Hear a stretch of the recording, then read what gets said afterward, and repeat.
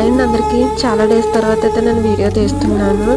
బాబాయ్ చనిపోయిన తర్వాత అయితే నేను ఫస్ట్ టైం అయితే పొలం వచ్చాను. నెక్స్ట్ ఇంకోటి ఏంటి అంటే ఇంటి దగ్గర ఉండి నేను చాలా అంటే చాలా పెయిన్ ఫీల్ అవుతున్నాను అని చెప్పేసి మా అయితే నేను పొలం తీసుకొచ్చాడు.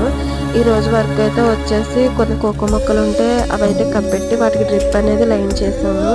నెక్స్ట్ అయితే చాలా డేస్ తర్వాత వచ్చాను కదా, నాకైతే ఇది కొంచెం డిఫరెంట్గానే కనిపించింది. ఎందుకంటే నేను కొంచెం పిందు పూత మీద ఉన్నప్పుడు వచ్చాను తప్పితే ఇంతవరకు రాలేదు.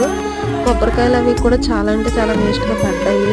అంటే గెలకి ఎప్పుడు ఆకు సపోర్ట్ ఉంటుంది, ఆకు పడిందంటే గెల అయితే కంపల్సరీ పడిపోతుంది.